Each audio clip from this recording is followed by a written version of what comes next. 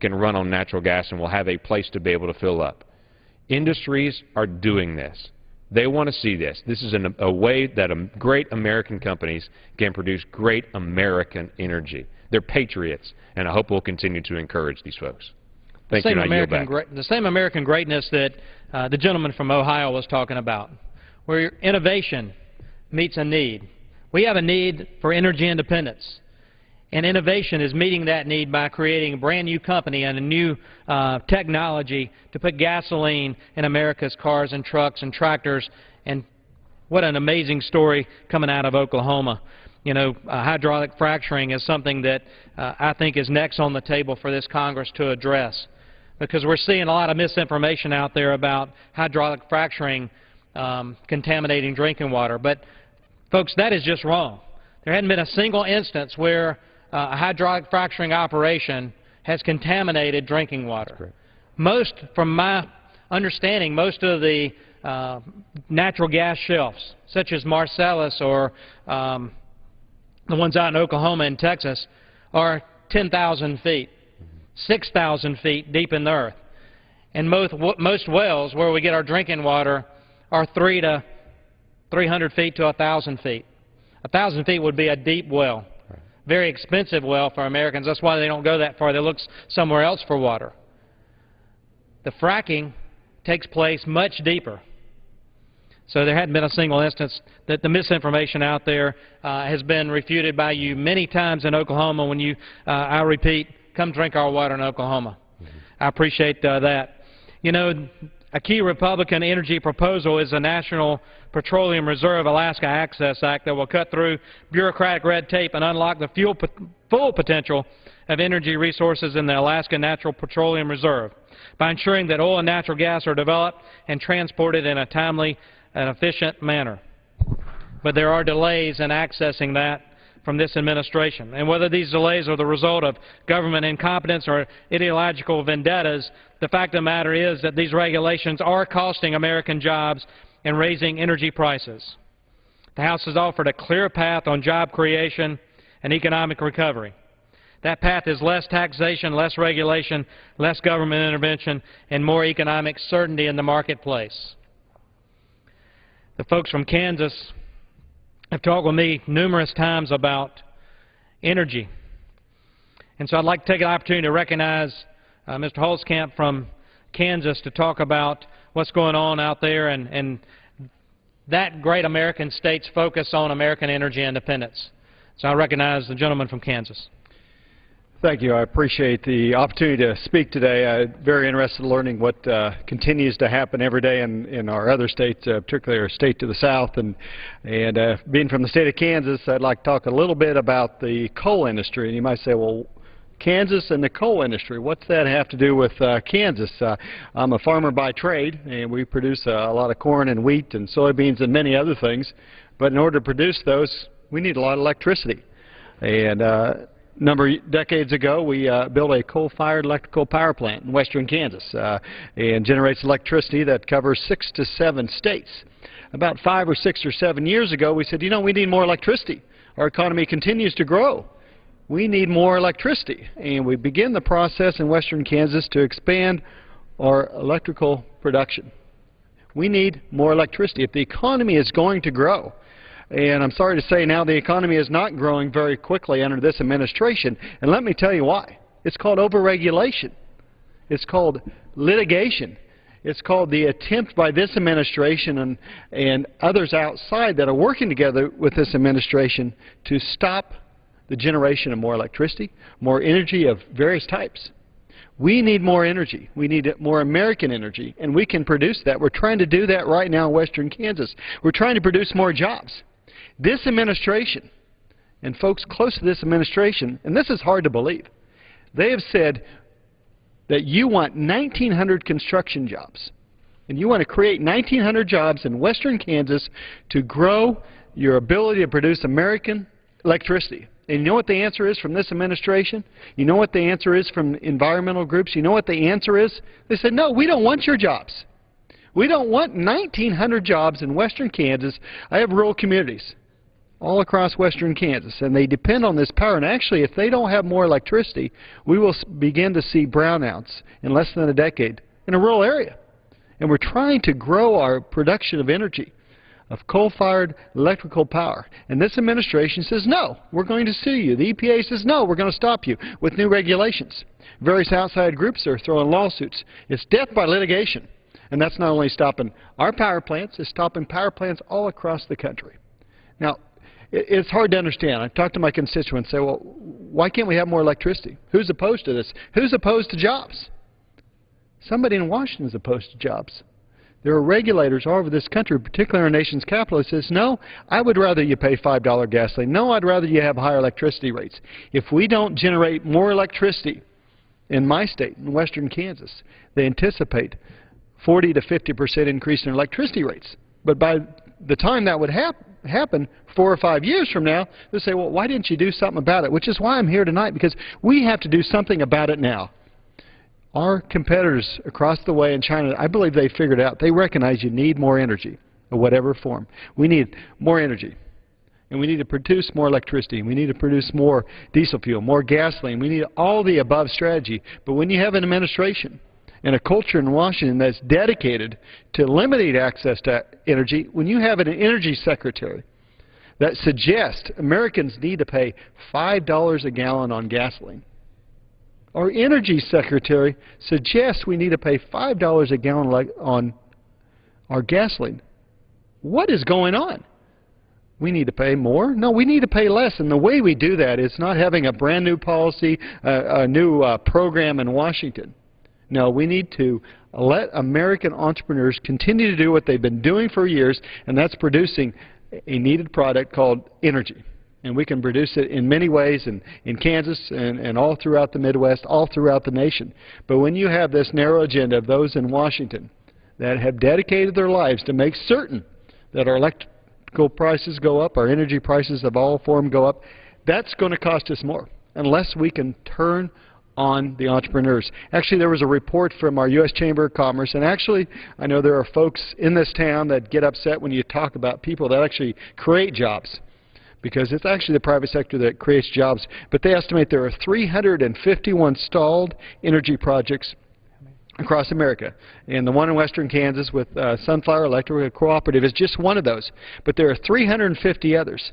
And they estimate that if those stalled energy projects would move forward, that would create 2 million jobs in the short term, just in construction. But long term, that would create affordable energy to allow us to compete across the world. Because frankly, as our energy prices increase, our ability to compete and export and compete with China and many other countries is incredibly diminished. So we must. We are responsible here in this chamber for freeing up entrepreneurs. We're responsible to forcing the U.S. Senate. We are responsible to forcing the U.S. Senate to come to the table and actually do what they talked about doing. I don't think there's a member of Congress that was home in the House or Senate. You know what I like? I like high energy prices. Nobody said that. No, they went home and said, we're doing everything we can. They're not doing everything we can. The U.S. Senate is not doing a single thing to help this along. And the administration is doing everything they can to make sure our energy prices go up. And that's so frustrating to me, because we do have an easy answer. That's let American entrepreneurs, American energy companies, and they're basically small businesses. In my district, heavily dependent on agriculture, but the second largest industry is the oil and gas industry. And we must continue to encourage them and to move forward, and we'll do that. I appreciate the opportunity to visit about this tonight. It's something I'm very passionate about, because the people in this House that are working forward, we cannot be blamed for high energy prices in the future, because we're doing what we can to do today. So I'll yield back my time. Thank you for the opportunity. Thank you, gentleman from Kansas. And, you know, you hit on something. Obama's Energy Secretary, Stephen Chu, before he was elected or nominated to be the Secretary of Energy, he wanted to figure out how to boost the price of a gallon of gasoline in this country to the levels in Europe. And at the time he made that statement, gasoline in Europe cost around $7 to $8 a gallon. $7 to $8 a gallon. That's what the administration's Secretary of Energy really expects and wants American people to pay for a gallon of gasoline. I know when fuel prices got to be $4 a gallon, $4.35, $4.50 a gallon in August of 2008, I know what that meant for my small business, and we only had 2 trucks on the road. Americans can't afford that when we've got the resources here in this country to meet our energy needs. And I know that the gentlewoman from North Carolina fully understands that we've got the resources to meet our needs, that we've got to expand that and put Americans back to work through harvesting American resources. So I recognize the gentlewoman from North Carolina. Well, I want to thank the gentleman from South Carolina for taking on this special order tonight and bringing with him a group of his colleagues that are called freshmen around here. But I will tell you, the people watching this tonight don't know you guys are freshmen. You're doing a wonderful job, and I want to compliment you on the fantastic job you've taken on here to explain to the American people some of the issues related to energy independence. You know, I was home like you were during the 4th of July and Independence Day little break that we had, and I was home talking to people about the fact that we need to declare a new war for independence, and that's a war for energy independence. And so I agree with all of the comments that you all have made. I want to piggyback on what our colleague from South Carolina was talking about. In April 2011, families spent an average of $369 each month on gasoline, which represented 8.9% of monthly household income, which was an increase from the average of 5.7%.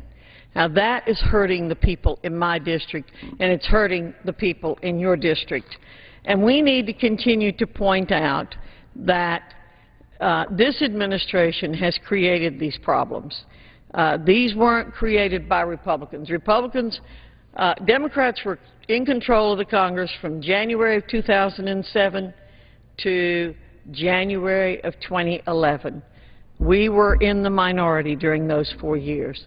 In the last 2 years, the President and the Democrats were in charge of the entire Congress. They have the responsibility for what has happened in terms of energy prices.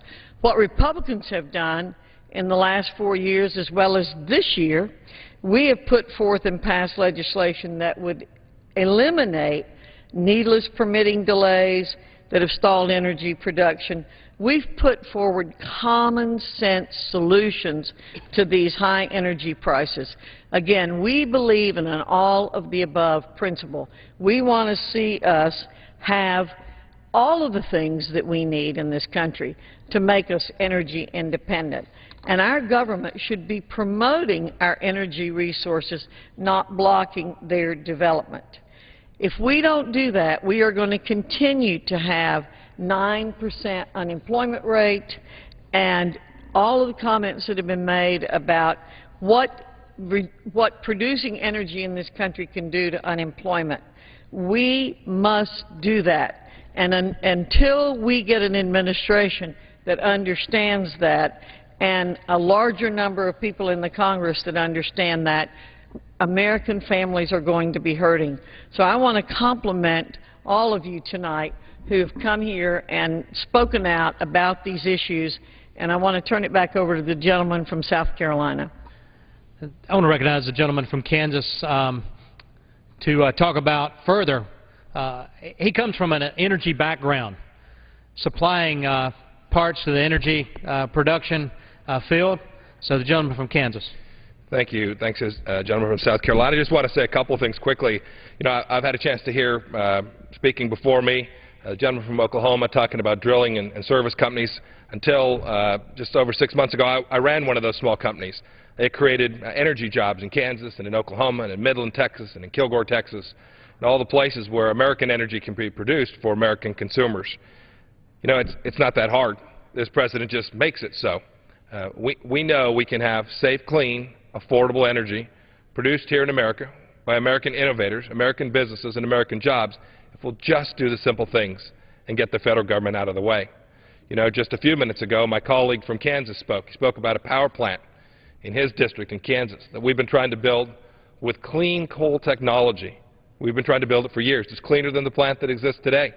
It will reduce overall emissions in the state of Kansas. And yet, this administration and our previous governor, who's now the Secretary of Health and Human Services, just says no. Don't produce that energy. Don't produce that affordable energy so we can build things here in America. You know, I was just talking to you, and I will yield here just for a moment to my colleague from Colorado, talking about that very same power plant and what it does to his state, the state of Colorado. I yield to the gentleman from Colorado. I thank the gentleman from Kansas, both the gentlemen from Kansas, my neighbors to the east in Colorado, who, you know, when you talk about the Holcomb plant, talk about something that affected Colorado, my constituents directly. My district borders western Kansas, and many of the farmers, ranchers that rely on rural electric supplies for their energy we're going to rely on that plant. Their ability to get cheap, abundant, affordable energy from that plant was critical to the future of their operations, and I know they continue to work on it and will continue to work with their neighbors in Kansas on that. So it doesn't just affect one state. This is a national issue, the ability to generate abundant, affordable energy. And I'll also point out that those same communities in southeastern Colorado were hoping to build wind farms, and you know what? They also rely on transmission lines, though. And with that power plant came transmission lines, the ability to get power from point A to point B, from where the resource is to where the people live. And so, once again, we have a need for a source of energy, abundant, affordable energy. Thank you, the gentleman, for yielding. Thank you. Look, I know we're wrapping up here tonight. I want to talk about one more thing and how the President's policies and his Environmental Protection Agency are destroying jobs in Kansas. You know, in Kansas' 4th Congressional District, we build an awful lot of airplanes. They need an awful lot of electricity to build those planes and run those plants. Our agricultural community also depends on having EPA out of the way. Today I sat in a hearing where the Democrats continued to say we need tighter utility regulations. We need this set of utility rules that will make it almost impossible to build a new utility plant in America. We need that energy. When we don't have that energy, prices and costs for our farmers go up, and that translates very directly. It translates into costs at the food at the table. And when I talk to seniors and they say, Mike, we know what we spend money on. We spend it on the simple things. We spend it on food and energy to heat our homes. If we keep these policies up, we will be pricing our seniors into a place no one wants them. It doesn't have to be. We have American energy. We can get it. With that, I'll yield back my time to the gentleman from South Carolina. Thank you. We're about out of time. I just wanted to thank my colleagues for understanding and expressing very clearly that we have the resources in this country to meet our energy needs. We need to put America back to work harvesting those. It's a segue to job creation. The House Energy Action Team, the committees charged with this, have passed the bills to the Senate. The Senate needs to act. Let's put America back to work, solving our energy needs, and I'll yield back the balance of the time.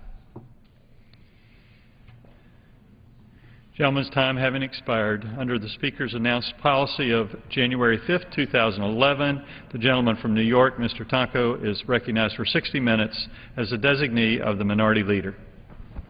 Thank you, Mr. Speaker. Well, this evening, it is my pleasure to initiate discussion as to the events here in Washington as they affect our debt ceiling limit. There is much attention being paid to the efforts for America to pay her bills. And obviously, America's working families understand what it's all about. They understand that you work hard, you roll up your sleeves, you make ends meet, and you pay your bills on time.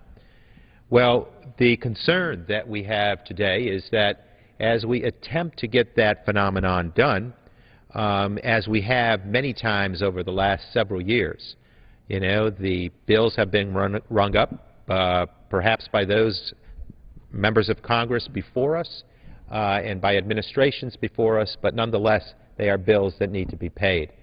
And as we go forward, I think it's important for us to recognize that the honorable thing to do is to acknowledge that we need to pay those bills so as not to accrue additional interest charges, pay them as soon as we can, and make certain that we don't draw all sorts of havoc and damage to the American economy and perhaps the international economy as we move forward with the saga of being able to pay our bills with the debt ceiling limit being addressed.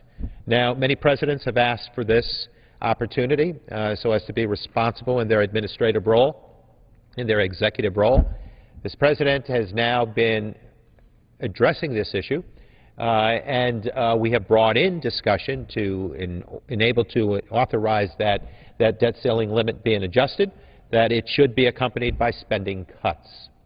And so it has created a certain give and take, a tug of war, so to speak, here in Washington to enable us to pay those bills and have the ceiling limit addressed.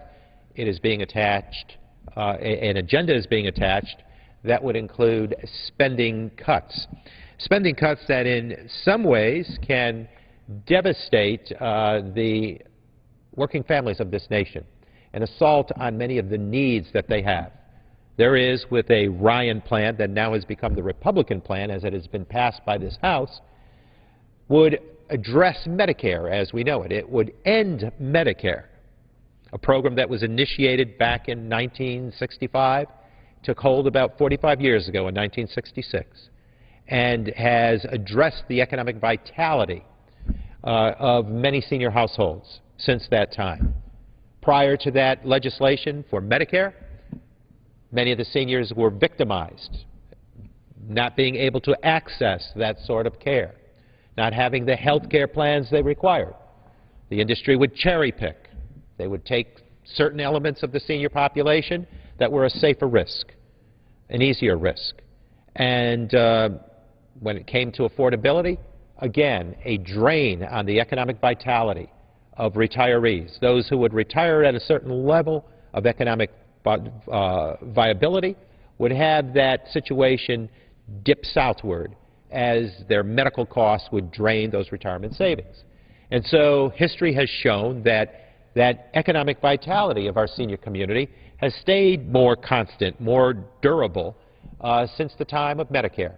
It has enabled a cushion, a security to be there for our senior population, so as they advanced into their golden years, they would have that coverage that was so essential. There is this correlation of the need for health care with the growing of older. That's easily understood. And so what we needed was a plan that would provide security and stability. And we found it, and the nation celebrated in bipartisan fashion. And for decades we have improved a system and addressed it so as to meet the needs of our nation's seniors. And now, as we look to address a debt ceiling limit, discussions have brought in a cutting services agenda where we are going to deny certain programs, amongst them Social Security, Medicare, Medicaid being reduced, programs that speak to core needs, Pell Grants for higher education, education aid and Head Start for our youngsters, the workforce of the future, a number of issues under attack, an assault on the middle class, programs that are required for working families, for their children, for seniors, for veterans, for establishment of jobs. To create a jobs agenda, we need oftentimes to invest. Also at a time when we're asked to invest in a clean energy and innovation economy because there's a global sweepstakes going on amongst the world nations to compete for clean energy with investments that are required for R&D and you name it, so as to develop that soundness of an agenda and create jobs here, utilizing and embracing the American intellect. So all of that is put at risk by this frenzy to have spending cuts while we authorize this debt ceiling limit, which allows us, authorizes us to pay our bills, has the executive branch pay its bills, has this country pay its bills, as the President has suggested time and time again. But the outcome is that many are thinking this is giving us new authorization to spend, when in fact it covers the bills of the past, and to accompany their vote here, they would want spending cuts. And so Medicare has been on that block. It has been on that chopping block, and many of my colleagues are concerned about that. We're joined tonight by my colleague from California, who represents, I believe, the 32nd District in the state of California, Representative Judy Chu, who has been outspoken in her defense of maintaining the Medicare program, improving it, strengthening it, providing greater opportunity for yet generations of seniors to come, and not ending it ending Medicare would be a torturous thought for many out there, and there are those who defend the program here in the House, amongst them Representative Judy Chu. Representative Chu, thank you for joining us this evening, and your thoughts on where we're at as we address this debt ceiling limit negotiations and now having these demands of spending cuts put upon us that could impact the senior population via the end to Medicare. Thank you, Congressmember Tonko. Thank you for putting this hour together for us to talk about what is at stake with regard to Medicare. You know, the economic recession is hurting our seniors. The programs they rely on to get by, like Nursey Care, Meals on Wheels, are being slashed at the local, state, and federal level. Though prices have risen, they haven't seen a cost of living increase in their Social Security checks. Yet the Republicans have been in control of the House for over 6 months and have done nothing to help our struggling seniors. Instead, they've been waging a war on the programs that keep them afloat. First, they pushed through a budget for next year that ends Medicare. It would deny seniors and those of us who are getting older what was a 50-year health care guarantee, one that we have been paying throughout our lives. Today, under Medicare, you are guaranteed coverage the day you turn 65 and for the rest of your life. You can get free preventive care. You can get a 50% discount on brand-name prescriptions if you are in the donut hole. But now the Republicans are trying to take all that away. The GOP wants to replace Medicare with a voucher system where seniors, once they turn 67, go out into the private market to buy their own health insurance. That puts seniors at the mercy of insurance companies instead of in control of their own care. We've seen that private insurers will line their pockets rather than provide quality and secure health care. Insurance companies could limit benefits, raise copays, and change which doctors are in their network, none of which occur under Medicare today.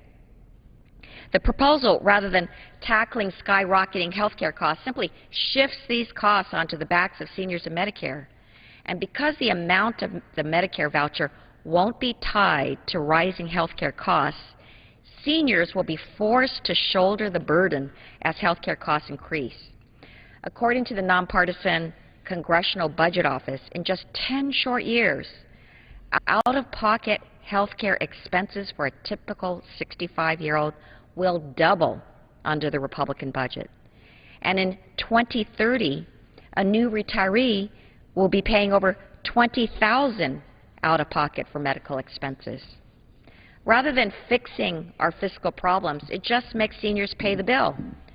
Proponents voted to end Medicare for our seniors because they say we can't afford it, but they're openly pushing for even more budget-busting millionaire tax giveaways.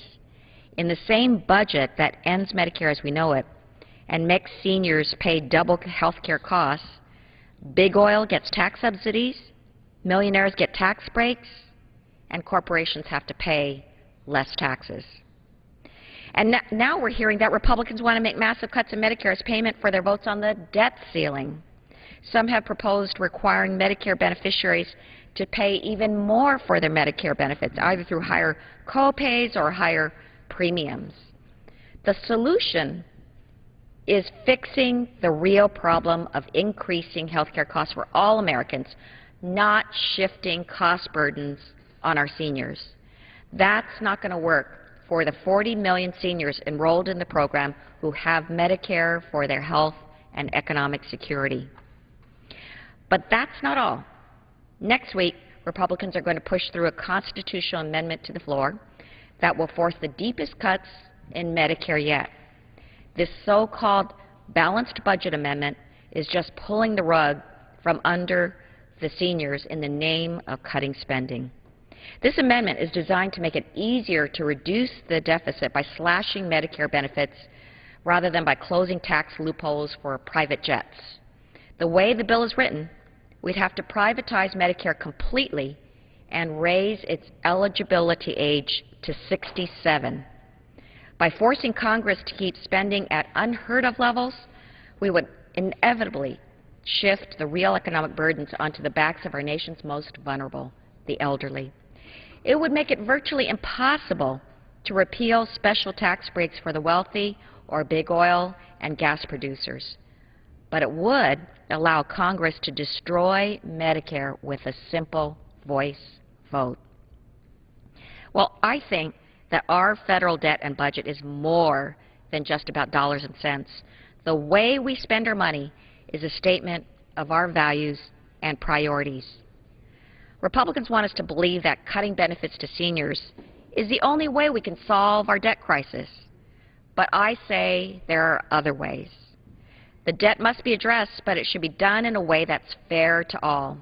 Today, the average senior lives on $19,000 a year, just $19,000. We should not balance the budget on the backs of our nation's seniors. We must protect and strengthen Medicare, not gut it.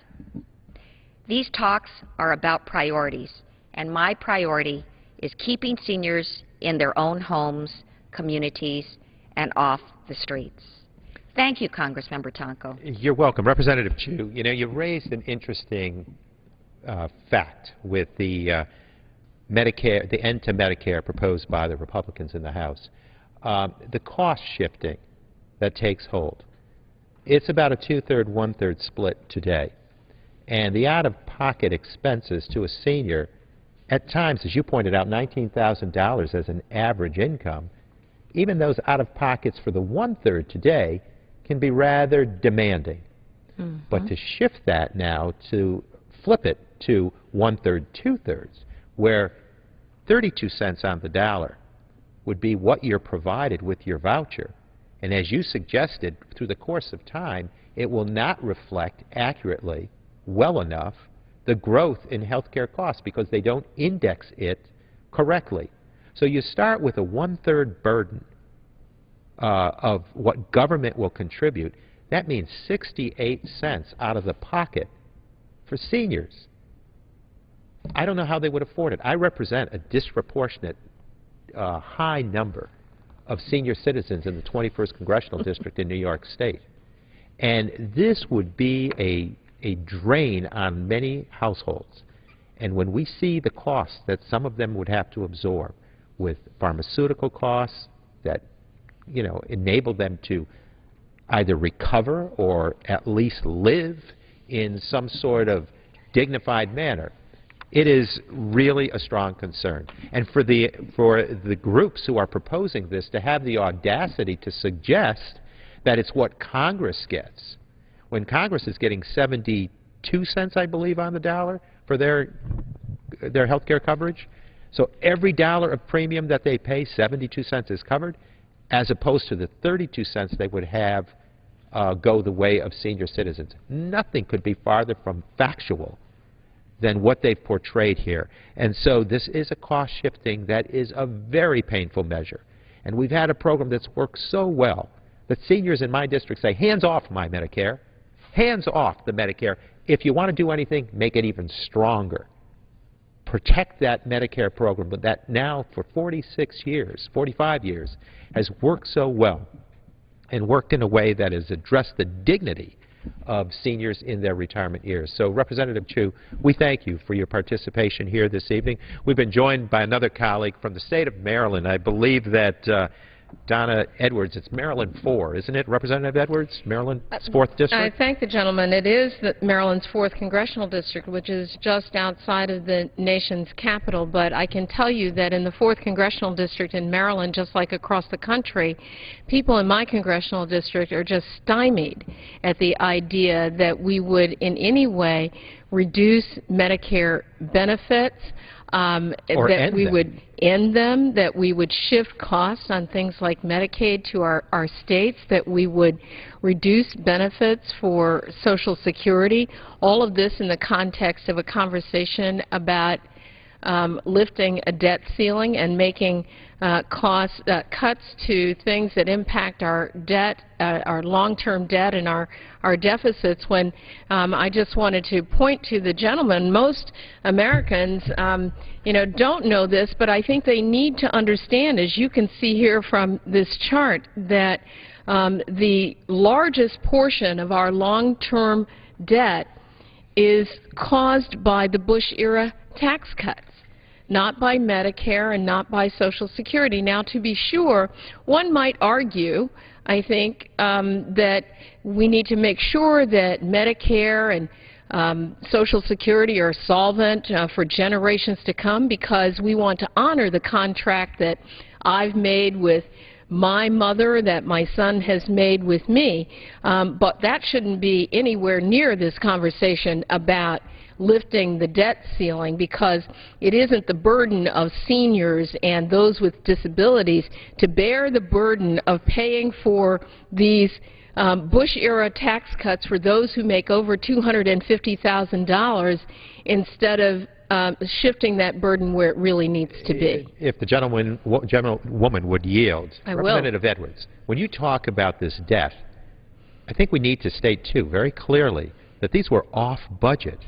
All of these tax cuts, the wars during those Bush years, were paid for by borrowing. And we borrowed from China and other nations totally to pay for this, because they were totally off budget. So people need to know this debt ceiling limit authorization is to pay for bills that have accrued from decisions made in administrations prior to this, and perhaps sessions of Congress that came far before the 112th session of Congress. So it is an authorization to pay bills, and in order to get that approval, there are many who are suggesting we have to cut spending, including ending Medicare. Right, and I think that you were right to correct me. I mean, I think sometimes even I'd like to think that perhaps what we're talking about with the Ryan budget that we've heard so much about, and with these other ideas, is about changing Medicare, but it's actually not about changing Medicare. You're right. It's about ending Medicare, turning it into a system where our seniors and those with disabilities would just kind of get, you know, a check or a voucher and then have to go negotiate with their insurance companies. Well, I have to tell you, although my mother's a pretty tough negotiator, it would be tough for me to imagine her and other seniors around this country having to negotiate a better health care cost and to navigate that system by negotiating with insurance companies. I think the only one who wins in that game are the insurance companies. Well, and you know, and when we, if you would suffer an interruption, when we talk about the beginning days of Medicare, the propensity to do something then would become the same cause today, because people were being impacted by cherry picking, by unaffordable rates, by inaccessible outcomes where there was absolutely no desire to write a policy for some. And as we look at that age curve rise exponentially, I mean, the life expectancy, I believe, in 1965 was 70 years of age. That has grown tremendously. And so now you're going to have more and more people living longer, and we need to help strengthen Medicare, but to end it at a time when people would go back to this rat race of trying to find someone to cover you, it puts the insurance company back in the driver's seat. Seniors would have precious little control over their destiny. And what I think can be documented clearly from that time in 1966, is that the economic vitality of senior households, that durability of their income status, was held harmless with Medicare. And it used to dip south because health care costs would drain those retirement incomes in some format that would really impoverish our senior community. We're going to head back into the disaster of pre-1965. Well, I think if the gentleman would yield, I think you point exactly to what the problem is, that rather than our seniors facing their older age with some degree of certainty about being able to meet their health care needs, instead we throw them out to the wolves. This plan would throw them out to the wolves, and I know that that's why the gentleman from New York and this gentlewoman from Maryland and all across, frankly, our Democratic caucus, we stand very firmly united behind protecting Medicare benefits from those kind of cuts and really from demolishing the program. After all, can you imagine that if you were, I just turned 53, and that for those of us who are under age 55, that we would have to, starting now, dig into our pockets, saving up to $6,000 a year so that we could actually pay for costs. That would mean that between now and the time of my retirement, I would have to save up to almost $200,000 to be able to meet those costs. And this at an age when I should be thinking about how I've saved up to this point to have a more comfortable retirement. Well, that's the predicament that the Ryan budget that was passed by the majority in this Congress in April that would be the result. Now, we may not know all the dirty details of the proposals for that some on the other side have for Medicare in the context of this debt ceiling, but we can only imagine that if their true gift that they wanted to give to the American public and give to our seniors was a plan that would decimate Medicare, I can only imagine what the ideas are for so-called cost savings, which could be quite devastating for our seniors as they look to increased out-of-pocket costs. And let's think about Medicare for a minute, because what a lot of people don't understand is they get caught in this business of discussing things like the consumer price index. Well, you know, adjusting things like that is just a fancy way for saying cut. So I like to use the one-syllable word, cuts, to describe what has been on the table for Medicare. Cuts that would result in our seniors having to meet more of the pockets for their health care out of their pockets. You know, I've talked to seniors in my congressional district who told horrifying stories about how challenging it is for them to meet their day-to-day needs, and that they live and rely almost exclusively on Social Security and on Medicare for their health care coverage. They even do things like to save money on their prescription drugs. You know, they may split that heart medication in half. Well, consider, if you will, that if some of these proposals were to go into effect, that rather than even splitting that pill in half, they'd be splitting it in thirds. I mean, this would have a devastating impact on our seniors. And, you know, some have suggested, and the gentleman from New York understands this, that these are about scare tactics. Well, the seniors in my district don't need a scare tactic. They just need the facts. And the facts are that those on the other side, in exchange for providing this huge orange clump here in Bush-era tax cuts for the wealthiest Americans, those 2%ers who make over $250,000 a year, rather than having them pay their own way, we want to tell our seniors, dip into your own pocket and meet your health care costs. Negotiate with health insurance companies when we know that as you've aged, things happen, and they would just say, nope, can't cover you, or if we can, it'll be for a real premium. This would be devastating to the nation's seniors, and I think the thing that I most admire about those who first enacted Medicare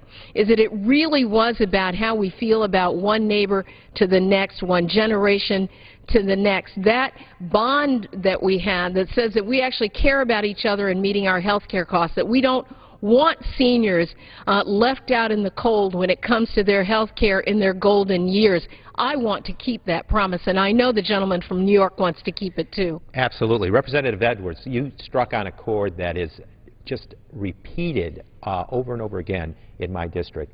Many thought, well, if the seniors are told that this will affect senior communities into the future, that they'll get buy-in from today's senior citizens. I am impressed with the very generous statements made, the advocacy embraced by our senior community of today, saying, this has served me so well, I don't want it denied my children or my grandchildren. And as you pointed out, you know, a 54-year-old of today will have to save about $182,000 out of her or his pocket in order to pick up the slack that would be part of this shop on your own, you know, putting the insurance companies back into control.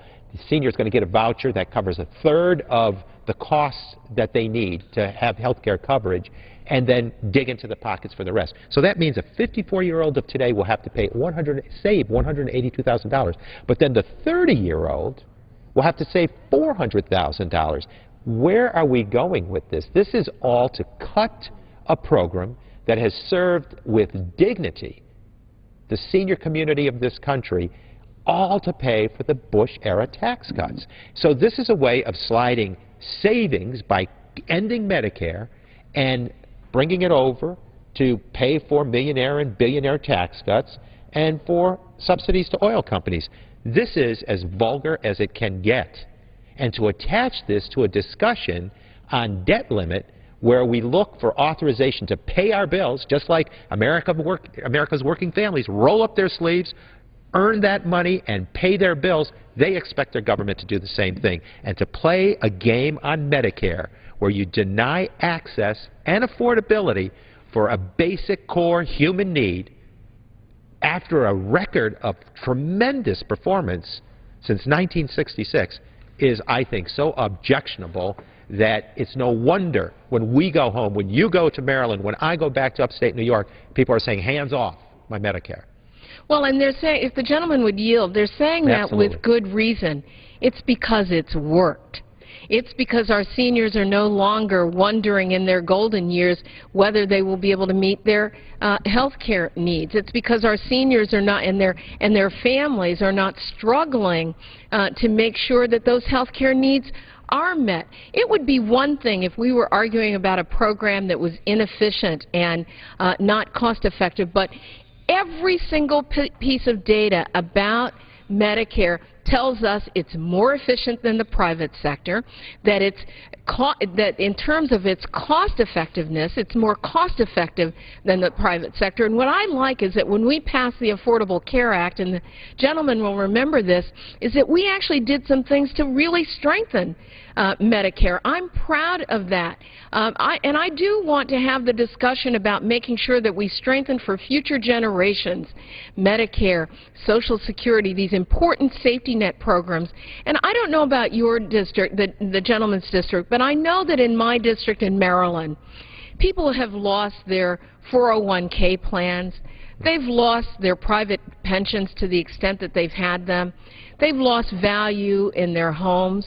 The only thing they have left in their golden years is their retirement, their Medicare, and their Social Security. And they're counting on us to protect that. And, you know, perhaps it is that, unfortunately, this debate about raising the debt ceiling, which I think is an imperative, a moral imperative for us to do, has actually crystallized the bright line between those of us who want to protect Medicare and Social Security and Medicaid and those who want to destroy it. Those who've long held the belief that these systems should be privatized, as though somehow that market that fell apart yesterday would, if we were investing there, that would protect protect people's retirement security, when all of us, each of us knows that that won't be true. And so I'm interested in making sure that the 2%ers, those who make over $250,000, should not have to put the cost and have the cost shifted to our seniors to bear the cost for their tax breaks, for corporate loopholes, and for things that our seniors didn't have anything to do with. And that's why I like the bright line test of those of us who want to protect Medicare for future generations and those who want to destroy it. Very well said, Representative Edwards. And, you know, I just want to attach my comments to yours about the impact of Medicare, an investment that has produced a lucrative dividend. We've kept the dignity factor alive for seniors. We have kept our seniors well. We've enabled them to recover. We've enabled them to live because of an attachment to a health care plan. On the other side, we have allowed for spending for a tax cut for millionaires and billionaires, spending on a tax cut for millionaires and billionaires time and time again, knowing that the result is no real lucrative dividend, negligible. And we look at not only the spending that people acknowledge was okay for something not returning a dividend. We lost 8.2 million jobs in the Bush recession, but then we borrowed all the money to spend, needed to spend for that tax cut. What a contrast. And the Democrats in this House have said, no, let's do programs that have a return. Let's invest in our senior community, and let's not spend on these tax cuts that have no dividend, no lucrative dividend. And if we didn't have the money to spend for tax cuts for millionaires and billionaires, why then did we go and borrow from China and Saudi Arabia? So it makes very little sense to follow that road to ruin, which the Republican plan, once the Ryan plan, now speaks to. We've been joined by Representative Jackson Lee from the state of Texas. Welcome, Representative, and thank you for joining in the discussion on the attempts here to end Medicare and to allow for those savings to go toward spending on tax cuts that get somehow attached to a discussion on debt ceiling being raised so that America can pay her bills. It's convoluted at best. I am so glad to have the opportunity to join the gentleman from New York and to specifically focus on his leadership along with my colleague from Maryland who, as we were developing the Affordable Care Act, worked so hard on some of these finite issues, ensuring that we had the oversight over insurance rates. We tried to do everything that we could to produce legislation that embraced the concept of Medicare, for example, recognizing and respecting Medicare, and then broadening the concept to ensuring that all people had access to health care. But isn't it interesting, just a few months later, we're standing in the well of the House, and we're literally having to hang on to the common sense program of Medicare. And if I could, I'd like to frame the discussion in this manner. You have articulated a very common sense approach that in any debt ceiling, by the way, let me give my editorial comment, I voted for a clean debt ceiling just simply to pay America's bills. Unfortunately, that didn't carry the weight of the day. But what I will say is that the discussions that are being crafted in the media, or at least been perceived in the media, that our Republican friends want to provide to the American people, is that we are broke, that we have no way of doing anything. And I want to be very clear. I am aware that Americans are out of work. I'm aware that we've had 6 months without a jobs bill and that Democrats are trying to put one on the floor. But I want everyone to know that we have had a significant recovery because of the American Recovery and Reinvestment Act. So we are moving forward, except for the fact that we've got to get jobs. We've had 7 consecutive quarters of where the GDP has grown. So to make our seniors the brunt of what we have made up in terms of saying we have no money, we cannot think any other way, we have to hit someone who has paid their dues, if you will, is simply wrong and unfair. As I said, we're not where we want to be, but the sacrifices that Democrats have made in the Recovery and Reinvestment Act have put us forward. In addition, we've seen growth. Now we have a budget. First of all, we started off in 2011 with a budget, a Ryan budget, that then suggested that we were so broke we had to voucher Medicare. And frankly, vouchering Medicare is extinguishing Medicare. It's eliminating Medicare as we know it. It is telling a senior that you need $1 worth of health care, but we can give you a quarter. We're going to give a senior who has invested in America, who has worked all of his or her life, who, as my colleague has said, maybe is fallen on difficult times with the 401k, and certainly that is because markets have gone up and markets have gone down, and you're going to say you're going to get a quarter. Now, bring us forward. That bill, of course, was passed by this House, the predominantly Republican, with any number of members who believe there's nothing wrong with that. It has gone nowhere in the Senate. Now we're at a crucial point where the President has asked for us to all be adults, to sit around the table and talk about how can we work this together. Can we do it with airplanes and jets? Can we let the Bush tax cut expire? Can we call upon our friends in the energy industry that is leaps and bounds in profits to craft or to understand a way that we can recraft those particular provisions to bring that money here into the federal government? And I always say to my good friends in business, whoever it might be, the climate of the United States allows you to thrive. You are doing better because you live in a democracy, you live in a place where we respect property, where we don't run into a corporation and say, you know what, I think I'm going to take about, $500 billion from you if you have that much. Just send that check over to the United States Treasury. We don't do that. So I want the point to be made tonight that we're on the side of the angels because it is absolutely ludicrous to not see the difference in lifespan pre-1965 before Lyndon Baines Johnson, a fellow Texan, announced his desire in the Great Society to find a way to, in essence, respect the senior citizens, the elderly, and at that time he was probably looking at individuals in their 60s because of the wear and tear and the lack of health care to be able to give them an extra lifeline. To say that he was right and to make sure, I just want to add these points as I come to a close, to be able to suggest that the millions of seniors who now have access to guaranteed benefits are in jeopardy because of the games that are being played about the debt ceiling. A simple procedural vote, if you will, that allows the debt ceiling to be raised so that we can pay our bills, something that we've done, if I may put in the record, some 74 times since 1962 with no quarrel whatsoever. And finally, I would argue this. Many of those on Medicare are families of veterans, themselves obviously may have served, even though I know that they have veterans benefits, but they are people who are willing to sacrifice to build this country. They're seniors. And for us to take away this lifeline is unspeakable, and I hope that as Democrats we'll draw a few friends, a few reasonable friends, to know that there should be no tying of raising the debt ceiling to Medicare.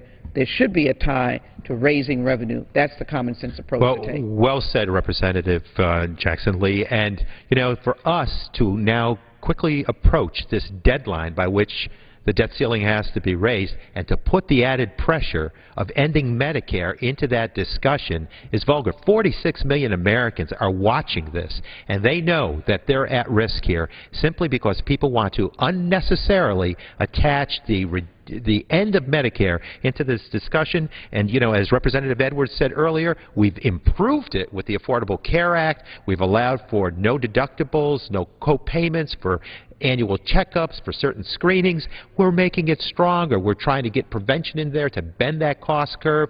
We're looking, many of us, to allow for bulk purchasing of pharmaceuticals, which we do with Medicaid and we do with the VA program, but it was not allowed when some of these, the Bush agenda was authorized. Representative Edwards, that chart that you're holding there tonight is still haunting me, because I look at all of that debt that was assumed for tax cuts for millionaires that now they want to do again, continue forward, and I look at the wars that were not paid for. I look at the, again, the Medicare Part D program that was part of that growth of debt that we're now being asked to pay as the bills have accrued. The interest that we would have to pay if we don't raise that debt ceiling is astronomical. So, again, we welcome you to the floor this evening on a very important discussion.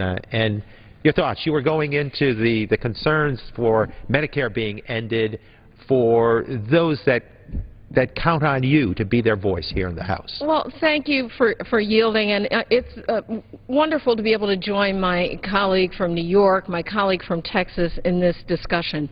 It's so important for the American people, and I just want to remind my colleagues that 46 to 47 million people, Americans, rely on Medicare for comprehensive health care coverage. When Medicare was first passed, more than half of those who are over 65 didn't have any health care coverage. More than half. Today, that's not true. 30% of the number of elderly Americans who've lived in poverty before Medicare, and that number is now reduced to about 7.5%. And so the changes brought about in the quality of life and the lives and the health care of our seniors has improved radically since Medicare's passage in 1965. And so what would it really mean to end Medicare? Well, it would mean that those seniors who are out in my congressional district and yours around the country would be subject once again to perhaps being one of the more than half of those who would not have comprehensive health care coverage. And I am struck as you are when I look at these lines of what is really causing our long-term debt. And I see this big orange glob right here into the future, and I realize that it's the Bush-era tax cuts for millionaires and billionaires. And I think, how fair is that to our seniors who are living on Medicare and Social Security? I look at the cost of the wars in Iraq and Afghanistan. Some have argued that those wars are really unsustainable into the future, and yet they comprise a substantial portion of our long-term debt because they were never paid for when we began those engagements. I look at the Troubled Assets Relief Program into the future, but what I see there is that it's this thin bluish line here, the thin one there, and what that means is that we've actually paid that back under the Obama administration and Democratic control of the Congress.